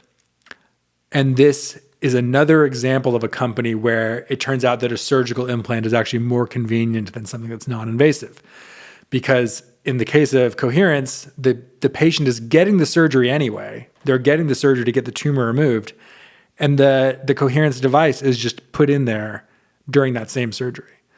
And now you have a thing that is inside that can just stimulate nonstop, basically. Mm-hmm. So obvious step change potential, since there are very few good treatment options for GBM, glioblastoma. There are historical examples of real world outcomes because there's that other company, NovaCure, which, by the way, NovaCure is publicly traded. You can look up their financials. They make like $500 million a year on this thing. And it's like people don't even use it like they're supposed to. And they don't like it. So imagine how much money Coherence could make. Yeah. Billions a year. Yeah, totally. So those are the two that stand out to me, obviously. But what stands out to you? I mean, yeah, I'm really happy that you took some time to explain the severity of glioblastoma. I mean, there are some rare pediatric forms of glioblastoma like DIPG that we're familiar with because one of our other portfolio companies has been trying to develop a drug for them or for patients in that category, and it is quite devastating. So I would say that the human 3 criteria that's being the most impressed upon by Coherence is the step change potential for the patient. In terms of other things that I'm really excited about and that I find interesting, I'm not sure what category this actually fits into. Maybe you could help me with this. But I learned after you did the podcast with Ben that what they've engineered is an implant that is invisible to MRI. And for most of us that do the neurotech invasive investing, we know that if something is metal, it's obviously bad because it will interfere with the MRI. It could be dangerous for the patient. But what wasn't immediately obvious to me is that certain materials really interfere with the MRI signal and the resolution of the information that you're getting. And so they've also engineered this device with that in mind, which I think is pretty important because if we, again, want to build a flywheel that has accurate information that informs future development and future iterations of products, we definitely want the best information we can possibly get. That's true. So would you say that there is like a closed loop endogenous accelerant component there we to go. this business? Yes, of course. Sounds like it, yes. Right? Yes. The device, obviously, I kind of alluded to it, but just to be explicit, it monitors the surroundings and then stimulates accordingly. So there's the read-write capability is there from the get-go. That's like part of it, which means that over time they're going to be able to gather data and figure out how to attack these tumors more effectively. So you got the flywheel built in right there. It's definitely also a very cross-disciplinary effort for a number of reasons. For sure. Yeah. The material science, the machine learning that enables that closed loop. Bioelectronics, oncology research. Yeah. So yeah, plenty of cross-disciplinarity there. Distribution shifting, people are probably not going to be getting this device just for fun or normal human enhancement, so no distribution shifting potential. But the problem is big enough, as you said earlier, the left tail is being so underserved that we don't need to, in this case, there's enough opportunity just in that left tail. I would argue that maybe in a couple of decades, the core technology that Coherence is building could be very differentiated in like the closed loop element of what they're doing. And so perhaps, if it's a superficial implant, perhaps. That would be a serious drift from what they're doing It now. would be. I'm stretching it a bit. We're talking about in the current form of the company. Yes, their no. distribution shifting. No. And I think the answer is no. Funny enough, this is the most invasive device that we've backed because it actually has to be implanted into the brain through open brain surgery. But in other ways, it's not invasive at all because the people are already getting that surgery to get this tumor removed. I mean, so it's like, it's very invasive, but it's not invasive if you happen to already be getting that operation, which people with GBM are doing. Just to state the obvious, the benefit of engineering something that is invasive and can be safely used in a convenient way is that you're getting the best version of the data of that like microenvironment that you're analyzing, which is hard to do with non-invasive technology. Mm-hmm. Stating the obvious, but it's true. Anyhow. All right, finally, we are at the last company. We thought this was going to be quick, and it ended up being... I don't know. Well, whoever knows. The final company that we're going to talk about is Beond. Yes. One of my favorite companies because it's just so weird. It also happens to be the only company that we have had a positive exit from, which is very recent, but doesn't mean I can't still talk about it. Beond is a clinic in Mexico that uses Ibogaine. What you psychedelic heads will know about Ibogaine, but Ibogaine is a very powerful psychedelic drug that comes from Africa. They use Ibogaine to treat opiate addiction primarily. Now, there's so many anecdotes of people that were seriously addicted to opiates using Ibogaine to detox from their opiate addiction. Thousands of claims of people saying they didn't even crave whatever opiate they were addicted to, whether it was heroin or fentanyl or oxy, after having an Ibogaine experience. And it turns out that Ibogaine, while it is a Schedule I controlled substance in the US, it is not illegal in Mexico. And so you can open up a clinic in Mexico to serve Ibogaine. So I think there are a number of things here that are kind of interesting.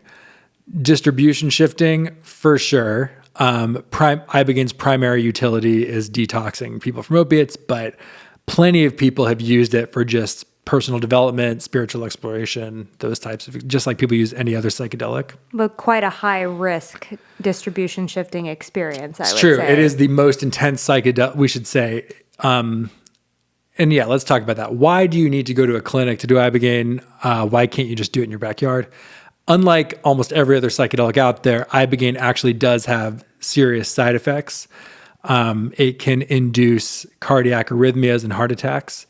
And so it is very important, if you're going to do Ibogaine, to do it under the supervision of a trained medical professional who will, monitor you with a heart monitor while you're having the experience, who will give you the right electrolytes to make sure to prevent any of these cardiac issues from occurring, and will kind of be on standby in case something does happen. Generally, it seems like when Ibogaine is done in this way, it is relatively safe, and it's not like, people die all the time doing it, but it is quite risky to do it outside of that supervision, which is not something that I would say for other psychedelics. Generally, you can probably get away with doing other psychedelics outside of, medical supervision. So that is kind of, you would argue that maybe it's not the most convenient drug for purposes of personal exploration or, personal development, but people do it. Lots of people do it. And it has it's an obvious step change over the current standard of care for opiate detox because the current standard of care for opiate detox is, you go to like one of these super expensive rehab facilities. You spend tens, if not hundreds of thousands of dollars to stay at a place for like 50 days. And you still crave opiates by the time you get out and you relapse. And there are so many stories of people, especially people from affluent families that can afford this, burning through hundreds of thousands of dollars, going to like every different detox center under the sun. And they're still like decades later, like struggling with opiates. Whereas you hear about people going to a place like Beond, spending 10 days there. One of those days they do Ibogaine, and they come back and they don't really seem to have the cravings for opiates like they did before. So an obvious step change over the status quo. Also an obvious hero component here, because like I said at the beginning, lots of anecdotal evidence of people doing this. But what do you think about all this? Do you agree with what I've said, or do you have any caveats? I do. I think that those two might actually be the only criteria that Beond meets, just because it's such an unconventional investment for us. I want to underscore how impressive of a step change this actually is. I mean, we say that about all our companies, but personally, just having understood the effect that this has had on patients with substance use disorder and having seen the outcomes in observational work that's been published, but also some anecdotal reporting, it's very shocking just how intense this experience is and what it's doing neurobiologically that we can't yet describe. We don't have the tools to describe. You're essentially breaking like a hardwired circuit.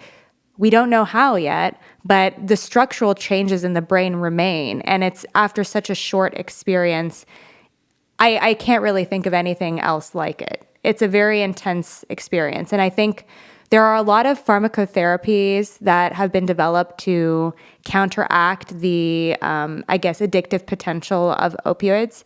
And there's like a whole slew of drugs that are supposed to desensitize your opioid receptors to make you less dependent on them. And these are all very admirable, efforts to try and counter this problem. But it just seems like Ibogaine, like its mechanism, although unknown, is just like leagues beyond anything that humans could even figure out, which I think is a testament again to the potential that natural products have to offer our drug development in particular. 100%. And if you look at the Ibogaine molecule and just the way that it looks, even someone who's not a chemist will look at it and be like, that doesn't look like something I saw in my chemistry class. That looks super weird.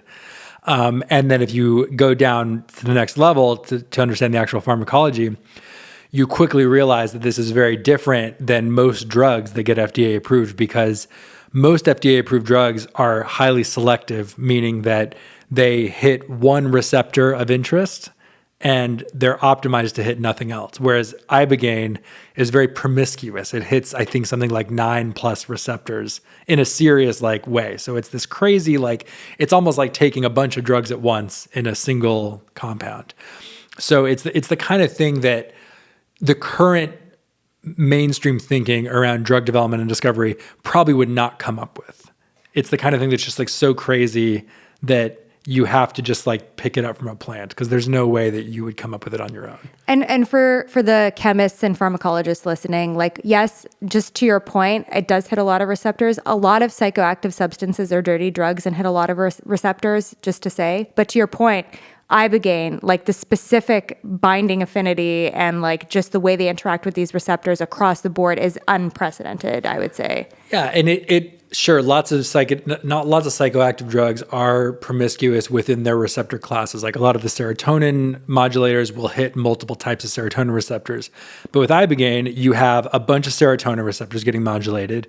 You have the kappa opioid receptor, which is not hit by a lot of drugs, except for salvia. That is bound to quite aggressively. And then it also has that NMDA antagonism, which is what ketamine has.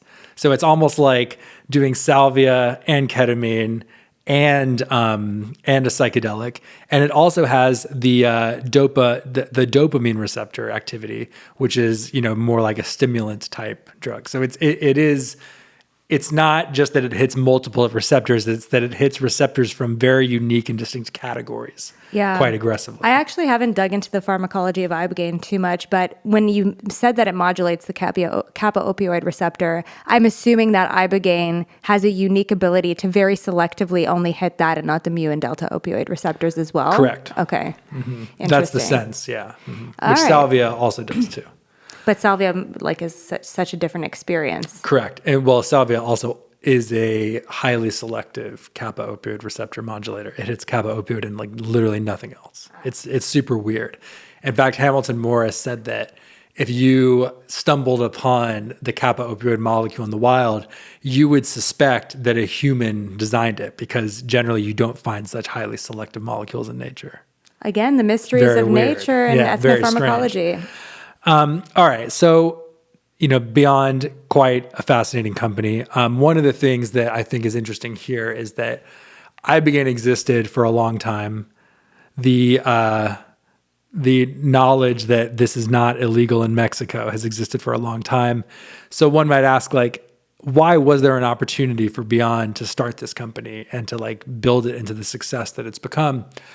And I think it's just, this is one of those cases where the market isn't always efficient, and it takes a special type of person to be willing to really do everything that operating an out-of-country clinic working with a Schedule I substance requires. It's a very, there are a number of not real legal risks, but it's almost like you have to adopt a specific lifestyle to run a business like that. That is it kind of requires you to go to the frontier. And the other thing, there are all sorts of interesting anecdotes about the challenges that they had. One of them is that they couldn't buy any ads, like Google ads, Facebook ads, Instagram ads, banned instantly if you had any ad for Ibogaine. And so they had to figure out other growth channels because you couldn't use any of the standard pay-per-click ad systems. Correct me if I'm wrong. I haven't spent too much time speaking to Tom, but it just does seem like a lot of their success grew naturally and organically through word of mouth at first.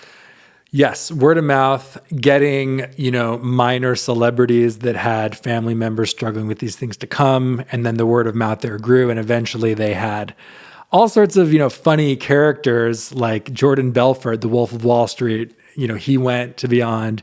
He talked about it on the Tucker Carlson show of all places. And eventually Rick Perry, the former governor of Texas, was on Joe Rogan with a big Ibogaine advocate. And they literally mentioned Beond by name on Joe Rogan. And I remember I couldn't get a hold of Tom for 8 days after that because he was buried with inquiries that were coming in.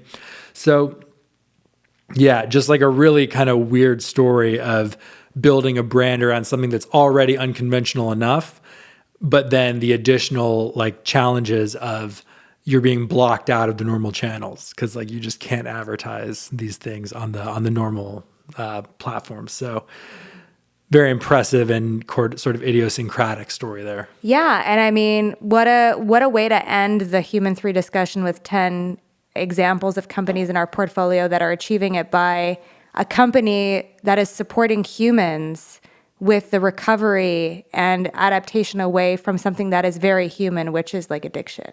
It's true. It's totally true. Are there any, Sam, going through all these companies and talking about these Human 3 criteria, are there any things that stand out in terms of themes that are particularly interesting to you that you want to leave the listener with? Or we're definitely not investing in companies that are trying to find an easy solution for anything. Yeah, it's a good point. And, I guess one thing that maybe sort of stands out is that, like you said, these are not people that are going after the easy incremental solutions. One of the things that people always ask us when we're pitching them as potential investors is well, how do you compete with these huge biotech funds that are out there? And the answer is that, in truth, a lot of those types of investors, they are not going after companies that are pursuing those hard solutions. And they will eventually, once those hard solutions get proven out in phase 3, phase 2 trials. But at the early stages of those companies that are going after these like real renegade, like mold breaking solutions, they don't want anything to do with those companies. And it's really up to these real like pioneering funds like us, to shoot our own horn, that are willing to back people that are pursuing these real like iconoclasting type ideas. Yeah, I mean, obviously we have messaging for founders and for LPs, but I think, I really hope that our fund continues to grow into some kind of signal for other later stage investors in terms of like the quality of the companies that we're investing in, and maybe us being kind of like, hopefully among other funds, a de-risking force in this seed stage category for these later stage funds. It's true. Well, we've been talking for quite a while. One final question for you. Okay. Out of these 10 companies, which one's product do you want to personally use the most? Oh, that is a hard one. I mean, I'm thinking here. Well, look, like in the distribution shifting potential mindset, I would be very interested to, like, in a future version of Mindstate Design Labs, go to Dylan and be like, look at my brain. What category do I fall into? What drug jives the best with my head? That is like a future use case. I think that would be interesting. I think I'd also be very open to getting the Motif implant at some point. You want, and what do you want the Motif implant to do for you? Help me regulate. So just sort of like a mood stabilizer. Mood stabilizer, because we all go through these like surges in thoughts. And I think one of the things that I've been noticing with myself lately is that I have a lot of thoughts all the time. And I really wish I could just reset for a second. And so if Motif could eventually do that, I would love that. Fair enough. What about you? Well, God forbid I ever get glioblastoma, but if so, I'd be the first to sign up for the Coherence device. Of course. So I'm very glad that they're working on that sort of thing. I've always had a bit of a pull towards trying Ibogaine, and so maybe someday I'll venture down to Beond. I was going to say the Motif implant, but you kind of like took that one. So I'm going to try to think of something else. Superpower is kind of an obvious one, right? Like who doesn't want to get a better look inside their body? And I already have used Superpower. So I will say, so that's kind of like my near-term answer. Like it's so near-term that I'm already using it. But the long-term answer, we talked about this idea of being able to create mRNA therapeutics that can literally like change the type of receptors that are expressed in your body. I would dabble in something like that if it was shown to be safe. I think that would be like totally fascinating. Yeah. Wait, why not? So you have no desire to use Kadence's product at all? Oh, please. You think I need something like that? Well, this is, I joke with people all the time, and this is what's so funny about Kadence. And this is where the distribution shifting thing comes in, right?